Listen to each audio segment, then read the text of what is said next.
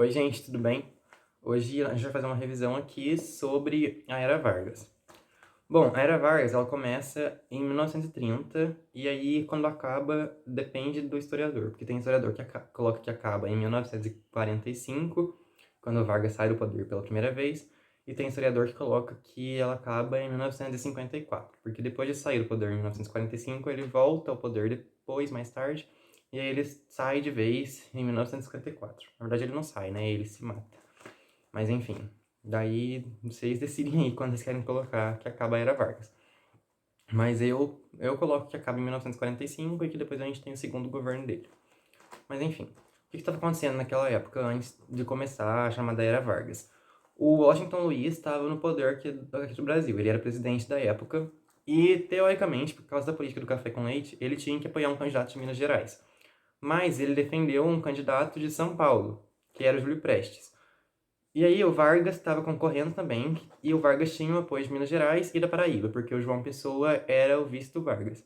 Mas o João Pessoa foi assassinado, e aí isso gerou boatos lá na época, que foi a oposição que teria matado o João Pessoa. Isso é mentira, mas esse boato ficou famoso lá na época. E aí, além de apoio dessas duas províncias, o Vargas também conseguiu o apoio dos militares do movimento tenentista lá, que eu falei em outra aula também. Porque ele falava para esses militares que ele ia dar mais poder político para ele, mais participação ativa, e aí eles começaram a apoiar. E aí o Vargas, junto com o apoio que ele tinha, em 1930 ele deu um golpe. E tipo, tem gente que fala Revolução de 1930, mas na verdade foi um golpe. Só que a gente usa golpe muito pejorativo, porque não necessariamente significa que um golpe vai deixar o país pior ou melhor. Porque um golpe é quando você tira alguém do poder de modo inconstitucional, de um modo que não consta na Constituição. E aí o jeito que o Vargas tomou o poder foi assim. Então é um golpe, mas alguns colocam esse acontecimento como Revolução de 1930 também. Mas, enfim, usem o nome que quiserem. Eu acho melhor usar golpe. Sugiro que vocês usem golpe de 1930. Mas, enfim, começando já o governo dele, o que ele começou a fazer? Ele centralizou. O Getúlio Vargas, ele é famoso por ter centralizado a política em poucas pessoas. Então, ele tirou os governadores que estavam em cada uma das províncias e colocou lá interventores, que mudou o nome do cargo, e esses interventores era ele mesmo quem escolhia. E ele também criou alguns ministérios e criou um colégio eleitoral, que era uma instituição para, teoricamente, não ter tanta fraude, não ter mais fraude nas eleições. Mas isso é um pouco irônico, porque nem vai ter tanta eleição assim. A gente vai ver isso ao longo da aula. E Getúlio Vargas também conseguiu o apoio da Igreja Católica para chegar no poder, e tanto é que durante o governo dele que foi construído o Cristo Redentor lá no Rio de Janeiro.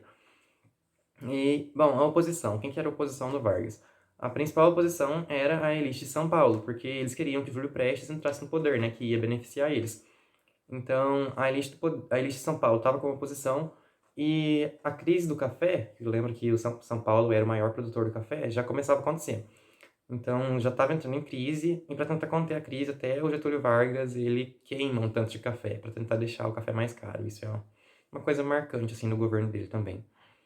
Mas enfim, esse povo de São Paulo era oposição ao governo e eles começaram a questionar o Getúlio Vargas sobre a Constituição, porque ele entrou no poder em 1930 e ele não seguia mais a Constituição vigente, mas ele também não propôs outra. E aí, em 1932, o povo aqui de São Paulo faz a Revolução Constitucionalista de 1932, que pedia, dentre outras coisas, uma Constituição, né? Porque o Vargas não estava governando sem, ele estava num governo provisório. Mas ele consegue reprimir também esse movimento de revolução e ele vai proclamar outra Constituição, mas só em 1934. Mas, de qualquer modo, ficou um símbolo aí dessa revolução, pedindo Constituição, e eles acreditavam que eles tinham influenciado o Vargas a fazer a Constituição lá em 34. Aí, essa Constituição que ele promulgou em 1934, 2 anos depois, ela apaziguou a elite de São Paulo, e depois ele colocou um interventor lá em São Paulo que o povo, a elite de São Paulo até apoiava. Então, isso fez ficar melhor também e acalmou os ânimos lá. Não teve mais tanta oposição daquele jeito, mas ainda continuou um pouco. E essa Constituição de 1934 ela é bem lembrada porque ela instituiu o voto feminino, que aqui no Brasil não tinha até então, e tinha bastante direitos para os trabalhadores também. E o governo do Vargas vai ser marcado por isso também, entre outras coisas. Ele concedeu, né, que foi o povo que reivindicou, mas enfim, ele concedeu, teoricamente, bastante direito para o povo, para os trabalhadores em geral, tanto é que no governo dele também que ocorre mais para frente a consolidação das leis trabalhistas, que é a CLT, que existe aqui no Brasil até hoje. E aí, depois que ele promulga essa Constituição em 1934, a gente sai do governo provisório, que vai de 1930 até 1934, e começa o governo constitucional, que vai ir até 1937. Então, o Vargas tem 3 períodos de governo. Ele tem o governo provisório, o governo constitucional e o Estado Novo, que a gente vai ver mais pra frente. Aí, em 1935, durante o governo constitucional, a gente tem a intentona comunista. Em novembro lá de 1935, os comunistas tentam dar um golpe e tomar o poder, mas eles não conseguem, eles falham. E daí, depois disso, por causa de ter tentado tomar o poder, eles foram muito perseguidos e mortos muitas vezes. O sentimento de anticomunismo aqui no Brasil já existia, sempre existiu e existe até hoje, né? A gente vê aquilo até o governo atual sempre fala alguma coisa sobre socialistas e comunistas. E esse anticomunismo já existia há muito tempo. Então, depois disso, eles começam a ser perseguidos, mortos. O PCB, que é o Partido Comunista, que já existia aqui no Brasil também, ele entra na ilegalidade. Inclusive, o PCB fica na ilegalidade em vários períodos da história. Mas, enfim, ele nunca deixa de existir e ele existe até hoje. E depois desse episódio, né, da intentona comunista, o Vargas começou a ficar ainda mais autoritário. Ele já era marcado por ser autoritário, né, por tentar centralizar mais a política. E aí, depois desse episódio, ele fica mais ainda. Aí ele cria a Lei de Segurança Nacional, cria o Tribunal de Segurança Nacional e cria instituições de perseguição a opositores, tanto comunistas quanto qualquer outro opositor. E aí, um desses outros opositores, além dos comunistas, são os integralistas, que eram um grupo que tinha aqui que era de extrema-direita e que era ultranacionalista também. Eles eram muito nacionalistas.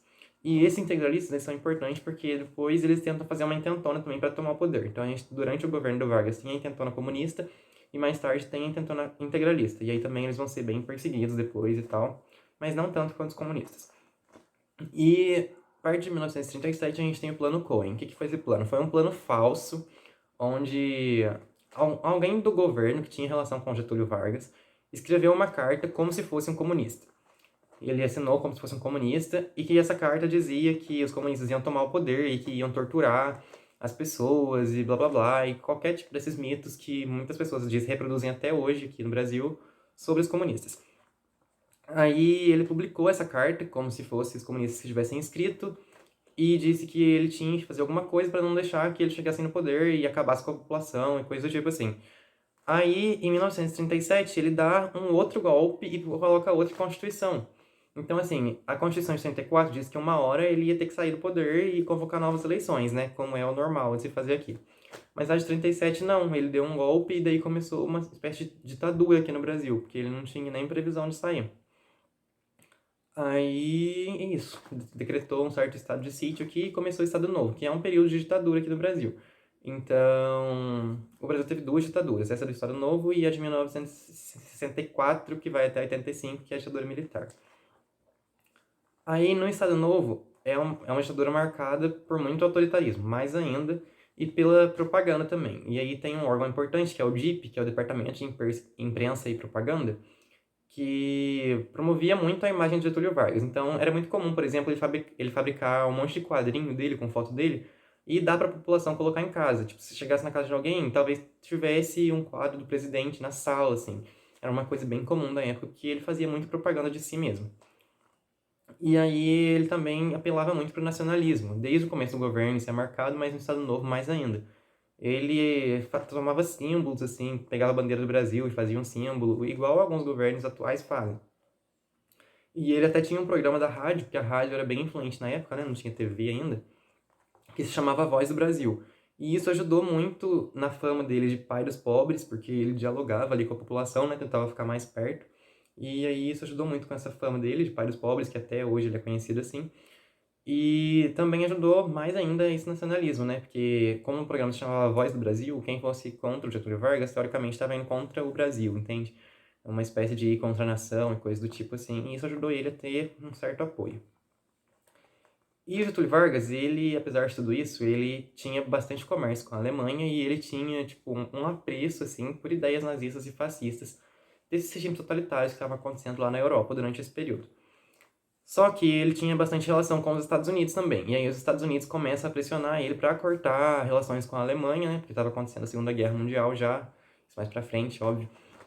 E aí depois ele tem que entrar na guerra junto com os Estados Unidos, do mesmo lado dos Estados Unidos, e declarando guerra à Alemanha, né? Então essas relações que ele tinha com a Alemanha acabaram. E aí, durante esse período de guerra, que começa lá em 1939, as pessoas aqui do Brasil não se preocupam tanto com a eleição e com tirar o Getúlio Vargas do poder, porque, né, tá acontecendo uma guerra mundial ali, tava todo mundo com medo e coisa do tipo, e isso aí ajudou ele a ficar no poder mais tempo ainda, que foi até 1945. Mas aí depois que acaba a guerra, as pessoas começam a questionar mais, porque assim, eles estavam lutando contra um regime autoritário, mas aqui no Brasil a gente também tinha um regime autoritário, então, tipo, era uma hipocrisia, sabe? Eles estavam lutando contra uma coisa que acontecia aqui dentro, e aí isso fez que ele fosse perdendo popularidade aos poucos.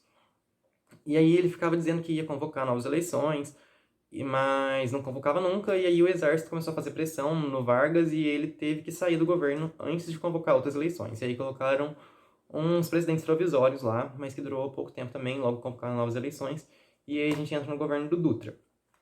Mas, dentre outras coisas, esses militares que tomaram o poder, eles queriam mais abertura econômica, e o Vargas não queria, porque ele era nacionalista demais até na economia. Ele não gostava que tivesse capital externo aqui no Brasil e coisas do tipo, e os militares estavam defendendo que tivesse mais. Aí depois a gente começa o governo Dutra, e aí depois o governo Dutra acaba e tem novas eleições. Aí o Vargas consegue voltar para o poder e ele é elegido até com uma grande maioria assim, de votos. Então a gente pode ver que apesar de todo o autoritarismo e apesar de terem tirado ele do poder, colocaram ele no poder de novo. Então assim, o Brasil é cheio dessas controvérsias. E aí colocam ele no poder de volta, ele ganha e fica lá mais um tempo, mas aí começa um período de crise, assim, e ele começa a pressão de vários lados, e por fim ele se mata. E aí eles dizem que o Getúlio Vargas saiu da vida para entrar para a história, alguma coisa assim. E realmente isso aconteceu, porque ele é lembrado muito até hoje e sempre cai em vestibular alguma coisa dele. E foi um período assim muito importante para a história do Brasil, então é bom saber. Claro que aqui eu fiz uma revisão muito breve, mas esse período é muito mais complexo que isso. Mas enfim, aqui já dá para vocês revisarem bastante sobre esse assunto. E obrigado por terem assistido até aqui. Na próxima aula a gente fala um pouco mais desse segundo governo dele, que eu vou voltar, e falar dos outros governos populistas. Então é isso, gente. Até mais. Obrigado por terem assistido até aqui.